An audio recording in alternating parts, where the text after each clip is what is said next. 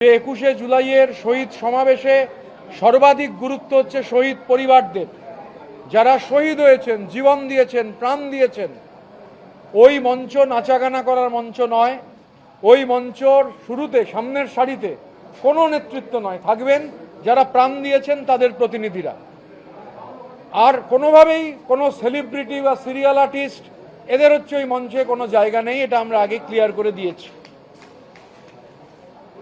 এবারে প্রশাসন আমাদের জানিয়েছেন কিছু কমপ্লায়েন্সের ব্যাপার আছে, আমাদের দেখাও করতে বলেছেন। আমরা প্রশাসনের সঙ্গে দেখা করব এবং যা নিয়ম আছে কোনো রকম নিয়ম লঙ্ঘন না করে প্রশাসনকে পূর্ণ সহযোগিতা করে প্রশাসনকে আমাদের গোটাটা জানাতে হবে। আমাদের জেলাগুলো থেকে আমাদের কাছে ডিটেল এসে গেলেই আমরা প্রশাসনকে সমস্তটা জানাবো। 21শে জুলাইয়ের শহীদ স্মরণে, অমর শহীদদের স্মরণে যে সমাবেশ, সেই সমাবেশের সভাপতিত্ব করবেন আমাদের অল ইন্ডিয়া তৃণমূল কংগ্রেসের ন্যাশনাল চেয়ারপারসন শ্রী অরূপ রায়। আমরা 21 তারিখ বেলা 12টায় গান্ধী মূর্তির পাদদেশে মেয়র রোডে আমাদের এই সমাবেশ।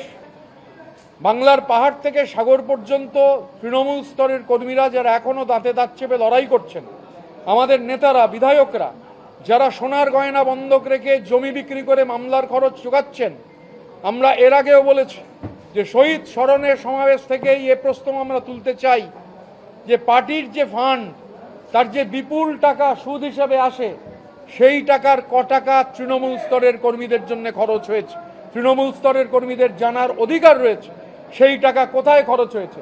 সেই টাকা চার্টার্ড ফ্লাইট কিনতে, হেলিকপ্টার কিনতে খরচ হয়েছে, তারপর সেখানে ভাড়া দিয়ে পার্টির ফান্ড ব্যবহার করে সেই টাকা সাইফন হয়েছে, মানি লন্ডারিং হয়েছে, না সেই টাকা সাধারণ কর্মীদের জন্য খরচ হয়েছে। এ দাবিটাও সাধারণ কর্মীদের আছে।